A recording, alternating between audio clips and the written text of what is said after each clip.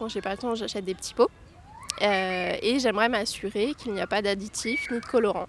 Je m'interroge de plus en plus quant à la qualité de ce qu'il y a dans les petits pots depuis qu'on entend parler de traces d'aluminium dans les laits infantiles. Donc j'aimerais savoir comment s'assurer vraiment de ce que nos enfants mangent. Je voudrais savoir pourquoi les industriels n'écrivent pas clairement sur les petits pots qu'ils sont sans additifs, quand ils sont sans additifs en tout cas.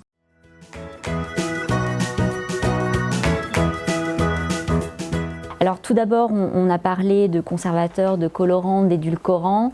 Sachez que pour les aliments bébés, je précise bien pour les aliments bébés, donc ce n'est pas le cas pour les aliments qui sont destinés aux adultes, la réglementation interdit l'utilisation de conservateurs, de colorants et d'édulcorants. Donc soyez rassurés, quand vous faites le choix d'un aliment bébé, vous n'avez pas ce type d'additifs qui vont être retrouvés dans ces aliments puisqu'ils sont interdits par la réglementation. Il y a des additifs qui sont autorisés dans les aliments bébés. Voilà, donc en toute transparence, je vous le dis. Ils sont 7 fois moins nombreux que pour les aliments courants. Donc pour vous donner un exemple, sur les aliments adultes, vous avez une liste à peu près 400 additifs qui sont autorisés. Vous n'en avez que 53 qui sont autorisés dans les aliments pour bébés. Dans les 53 additifs qui sont autorisés, ce sont majoritairement des correcteurs d'acidité.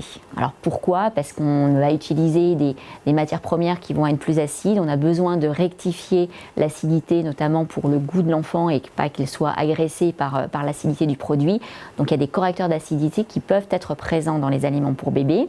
Quoi qu'il en soit, des études se sont portées sur ces 53 additifs. S'ils sont autorisés aujourd'hui, ils sont autorisés à certaines doses et à la fois l'additif et la dose à laquelle il est autorisé ont été évalués pour qu'il n'y ait pas d'atteinte à la sécurité de l'enfant. Donc pour l'aluminium, il faut savoir que c'est un métal qu'on trouve partout.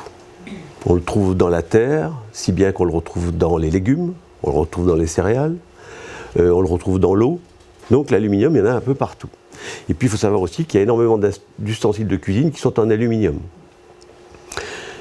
Alors devant toutes ces sources d'aluminium, les autorités de santé se sont préoccupées de savoir jusqu'à quel taux c'est tolérable.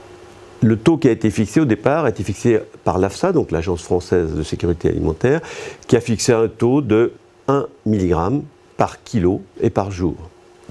Ensuite, la même autorité, mais au niveau européen, l'EFSA et l'OMS ont dit on va mettre la sécurité encore beaucoup plus loin et on va mettre non pas 1 mg par kilo et par jour, mais 1 mg par kilo et par semaine. Donc 7 fois plus. Il y a eu une enquête qui a été faite par un journal de consommateurs. Ce qu'il faut retenir de cette étude, c'est que sur ces laits qui ont été étudiés, le taux moyen d'aluminium est à 12% de la limite de l'OMS et de l'EFSA qui est déjà très très basse. 12%, ça veut dire qu'on a 88% de différence. Alors je compléterai juste les propos du docteur Bocquet. Il n'y a pas d'ajout d'aluminium dans les laits infantiles de façon volontaire. Si les traces infimes qui ont été retrouvées étaient présentes dans ces laits, elles ont été véhiculées par les matières premières qui servent à faire le produit. On n'a pas d'ajout volontaire d'aluminium. On a aussi la question de l'étiquetage. C'est une question qui va revenir encore après, mais je l'aborde dès à présent.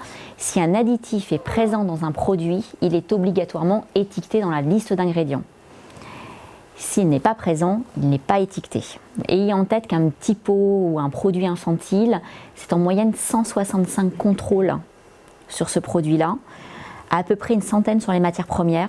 On est vraiment sur des contrôles matières premières importants parce qu'il faut avoir ensuite au niveau du produit fini une certaine garantie.